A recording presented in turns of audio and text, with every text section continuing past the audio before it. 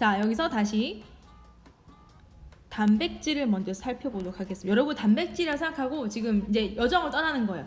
처음에 단백질이 우리 몸속으로 들어와서 콩팥 동맥을 통해서 콩팥으로 들어왔는데 지금 콩팥 안의 사고체를 지나는 동안에 여과가 되나요? 보먼주머니로 이동하나요? 지금 보먼주머니를 지난 지금 이 경로에 단백질 있나 없나?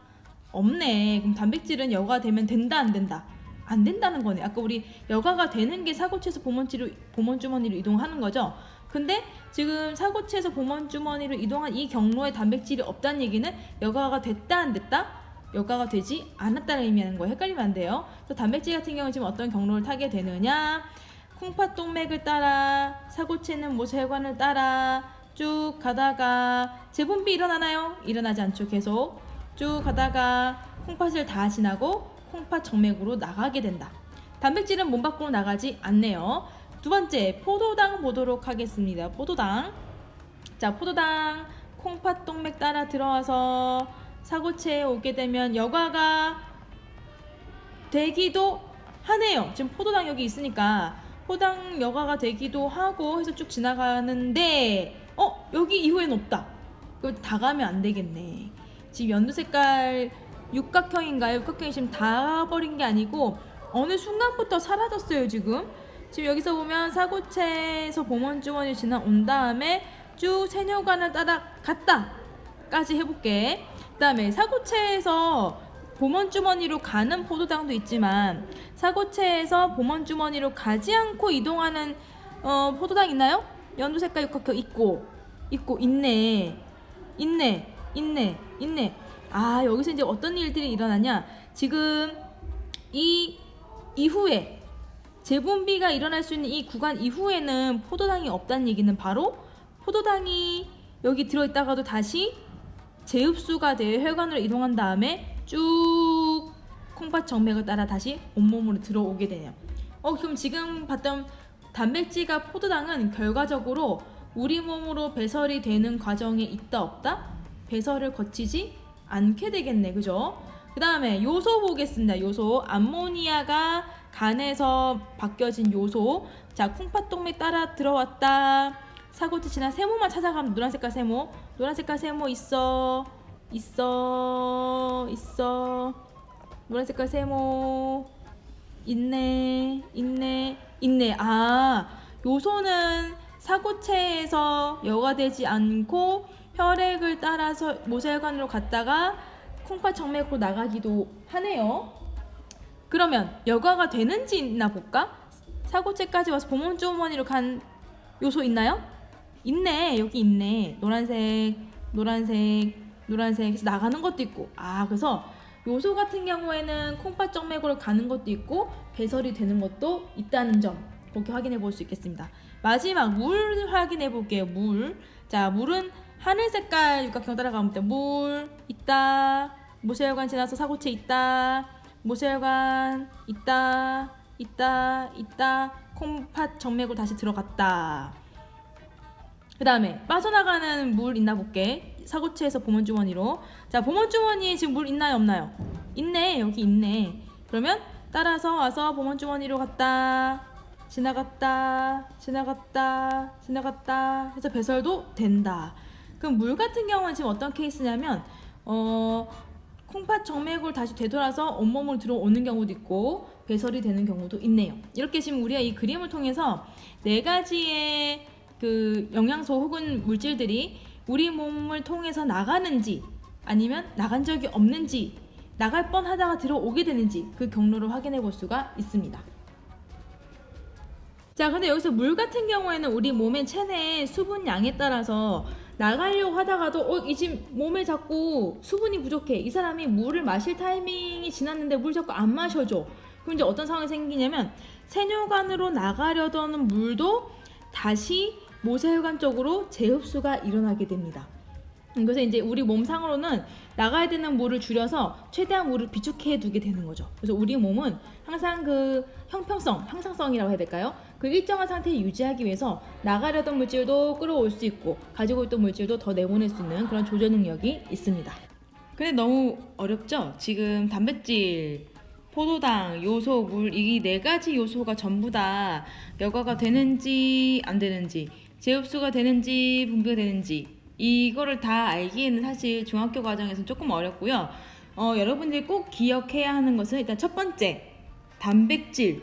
단백질은 혈관, 동맥을 지나서 사구체를 지나서 모세혈관을 통해서 정맥으로 나가지 사구체에서 보먼주머니로 여가 된다 안 된다? 안 된다. 요게 지금 제일 중요한 거예요. 단백질은 사구체에서 보먼주머니로 여과되지 않고 다시 콩팥 동맥에서 모세혈관을 따라 콩팥 정맥으로 나간다. 요게 중요하고요. 그 다음으로 중요한 것이 또 포도당입니다. 포도당 같은 경우에도 콩팥 동맥을 따라서 사구체를 따라서 모세혈관을 지나 콩팥 정맥을 통해 나가기도 하지만 사구체에서 보먼주머니 방향으로 여과가 된 후에 보먼주머니를 따라 세뇨관을 따라 계속 흐르다가 다시 모세혈관으로 재흡수가 전부돼야 하는 것, 요게 가장 중요합니다. 한마디로 포도당은 세뇨관을 흘러가긴 하지만 콩팥 깔때기로 나갈 수 있다 없다? 없다. 요것이 중요해요. 그래서 지금 우리가 가장 중요한 부분 다시, 단백질과 포도당은 공통점, 한마디로 콩팥의 동맥으로 들어와서 모세혈관을 지나 콩팥의 정맥으로 나가고, 혹은 포도당 같은 경우는 일부 사구체에서 보먼주머니 요가 된 다음에 신뇨관을 흐르긴 하지만 결과적으로 콩팥 깔때기를 지나 그 다음에 방광을 지나 요도로 나가서 몸 밖으로 배출되면 된다 안 된다? 안 된다는 거, 요게 중요합니다. 단백질과 포도당은 몸 밖을 나갈 수가 없다. 언제? 건강한 사람일 경우에. 그래서 건강에 이상이 있는 경우에는 단백질과 포도당이 나가는 경우가 있어서 그런 경우에는 질병으로 처리가 되는 것이고, 단백질과 포도당은 건강한 사람일 때 몸 밖으로 절대 오줌을 통해서 배출되지 않습니다. 요거까지 기억을 해주시면 됩니다. 스스로 확인하기 문제 같이 풀어보도록 하겠습니다. 오줌은 콩팥이 네프론에서 여가된다는 게 네프론 안에 있는 사구체에서 보먼주머니로 지나갔다는 얘기죠. 그쵸? 되고, 그 다음에 혹은 세뇨관과 사구체에서 쭉 뻗어나가던 모세혈관 사이에 이것과 분비를 하죠. 다시 물질을 주고받는 과정. 세뇨관에서 모세혈관으로 나갔냐, 아니 모세혈관에서 다시 세뇨관으로 나갔냐, 요거에 따라서 분비 혹은 이것이라고 부르죠. 이 분비가 나가는 거니까 다시 들어오는 이거 뭐라고 써야 될지 글자를 완성해 보도록 하겠습니다.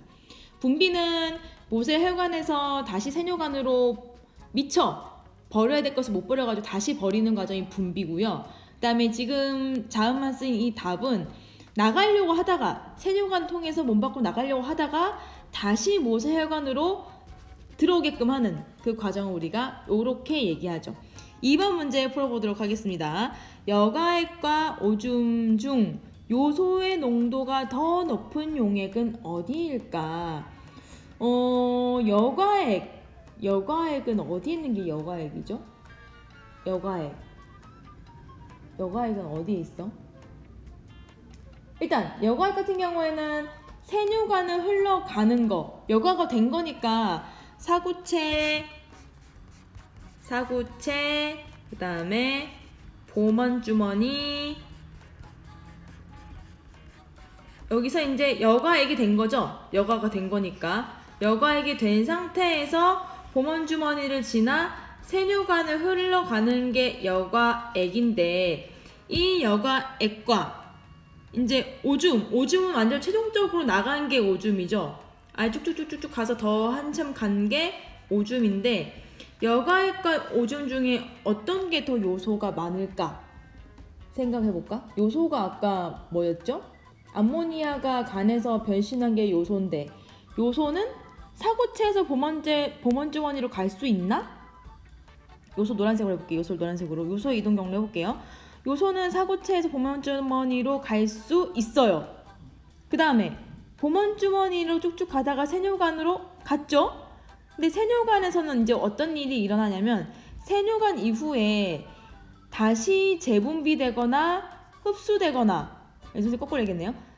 재흡수되거나 분비되거나 다시 이 세뇨관과 모세혈관 사이에 주고받는 과정이 생겨요. 몸에 부족하냐 과하냐에 따라서 주고받는 과정이 생기는데 이때 이제 요소가 물론 드나들기도 하지만 여기서 농도라는 거는 물이 빠져나가고 물이 흡수되는 과정에 의해서 상대적으로 요소의 농도가 더 진해지는지 연해지는지 생각을 해보는 게 더 좋을 것 같아요. 물론 요소도 재흡수되고 그 다음에 분비가 되기는 하지만 여기서는 이제 물의 농도, 물을 훨씬 더 많이 재흡수하고 분비하기 때문에 물의 농도로 따져본다면 어디가 더 오줌과 여과액 중에 어디가 요소가 더 많을까? 일단 지금 세뇨관을 통해서 오줌으로 나가는 요소도 있을 텐데 문제는 지금 여과액에서 오줌의 요소의 양은 거의 비슷한데 오줌과 여과액의 요소의 양은 거의 비슷한데 이제 뭐가 많이 차이가 나냐면 물의 양이 차이가 나게 되겠죠. 일단 몸 밖을 빠져나가기 전에 물이 다시 재흡수가 되는 양이 있기 때문에 여과액에서는 물이 이만큼 있었고 오줌에서는 물이 다시 체내로 모세혈관 쪽으로 재흡수가 됐기 때문에 물이 이렇게 되겠죠. 그러면 지금 이 상황에서 물과 요소의 농도를 봤을 때 여과액 쪽이 더 요소의 농도가 진한 건지 오줌이 더 요소의 농도가 진한 건지 요소의 양도 변화가 있긴 하지만 그것을 녹인 물의 양이 더 큰 농도에 영향을 미치기 때문에 지금 이 그림을 보면 오줌이 여과액보다 요소의 농도가 더 높을 것이다. 그래서 정답은 오줌이 되겠네요. 3번 어떤 사람이 오줌 검사를 했을 때 단백질이 검출될 때 원래 단백질 나오면 돼 안 돼 오줌으로? 단백질 오줌으로 나오면 안 되죠. 애초에 사고체에서 보먼주머니로 지나갔으면 돼 안 돼? 안 됐기 때문이에요. 빠져나오면 안 됐어 원래. 근데 사고체에서 보먼주머니 빠져나온 다음에 쭉쭉쭉 해서 이제 오줌으로 좀 단백질이 나와버린 상황. 그러면 이런 경우에 어떤 문제가 있었냐면 원래는 사고체에서 보먼주머니로 단백질이 여과되면 안 되는데 여과가 되어버린 거니까 사고체에 이상이 있는 사람이겠네요. 정답 확인해 보도록 하겠습니다.